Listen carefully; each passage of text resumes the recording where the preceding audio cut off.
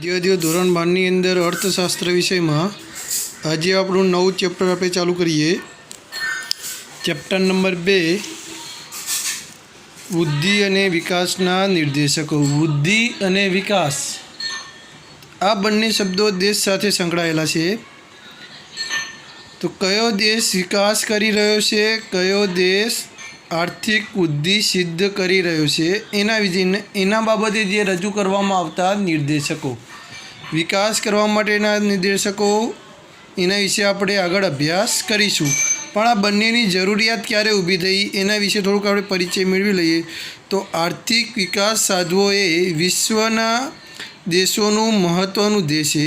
એટલે કે વિશ્વમાં જેટલા પણ દેશો છે બધા દેશોનો મુખ્ય આર્થિક વિકાસ, જ્યાં બીજા વિશ્વયુદ્ધ પછી, તો બીજો વિશ્વયુદ્ધ જ્યારે થયેલો કે એનો સમયગાળો જોઈએ આપણે તો 1939થી 1945 પછી દુનિયાના વિકાસમાન દેશોએ, વિકાસમાન એટલે કે જે વિકાસ કરી રહ્યા છે તેવા દેશોએ તેમના પ્રશ્નો જેવા કે બેકારી, ગરીબીની, આવકની અસમાનતા વગેરે ઉકેલવા ઝડપી આર્થિક વિકાસ પર ભાર મૂક્યો છે.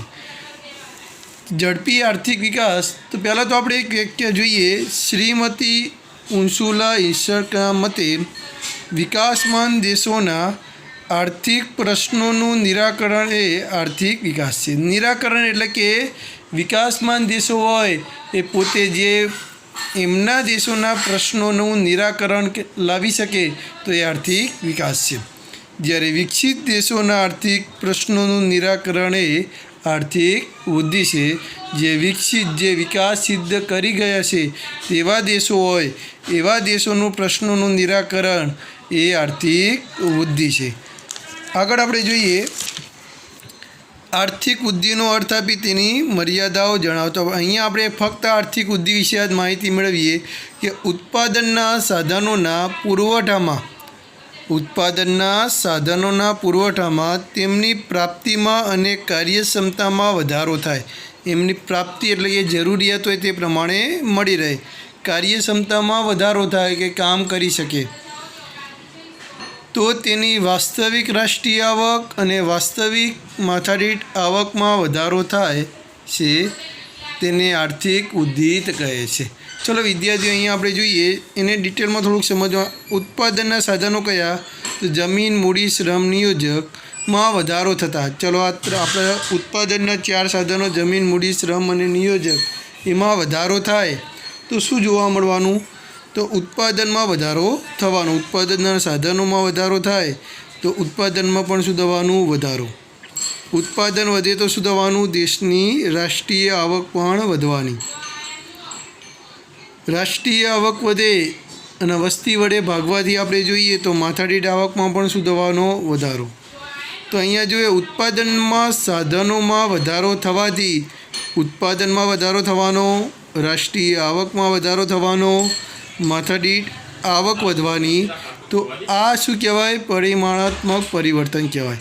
ઉત્પાદનના સાધનો વધ્યા તો ઓટોમેટિક એ પરિમાણાત્મક પરિવર્તન જોવા મળ્યું. એમ કહી શકાય તે આર્થિક વૃદ્ધિમાં વાસ્તવિક રાષ્ટ્રીય આવક અને વાસ્તવિક માથાદીઠ આવકમાં સતત વધારો થાય છે. આર્થિક વૃદ્ધિની બાબતે કીધી તો વાસ્તવિક રાષ્ટ્રીય આવક પણ વધે અને માથાદીઠ આવક પણ વધે છે.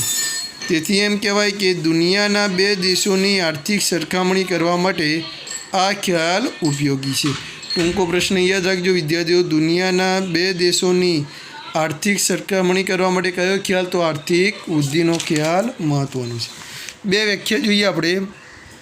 હેન્સનના મતે રાષ્ટ્રીય આવકનો વૃદ્ધિ દર અથવા વસ્તુઓ અને સેવાઓના કુલ ઉત્પાદનના પ્રમાણમાં વધારો એટલે આર્થિક વૃદ્ધિ.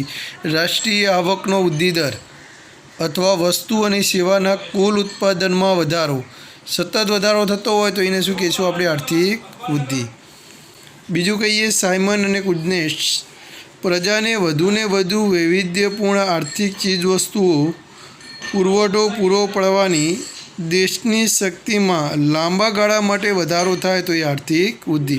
પ્રજાને વધુને વધુ વૈવિધ્યપૂર્ણ આર્થિક ચીજવસ્તુઓનો પુરવઠો પૂરો પાડવાની. તો અહીંયા પ્રજાને જે જરૂરિયાત હોય અને નવી વસ્તુ બજારમાં આવે એ વસ્તુઓ એમને ઓછા સમયમાં મળી રહે ને એનો પુરવઠો પણ બજારમાં પ્રાપ્ત થાય તો એ દેશની શક્તિમાં લાંબા ગાળા માટે વધારો થાય તો એ આર્થિક વૃદ્ધિ. જે દેશ પુરવઠો સમયસર બજારમાં મૂકી શકે ને પ્રજાને એનો ફાયદો આપે તો એ વસ્તુ ક્યારે શક્ય છે? જ્યારે એ દેશ આર્થિક વૃદ્ધિ સિદ્ધ કરી ગયો હોય ત્યારે. થેન્ક યુ વિદ્યાર્થીઓ.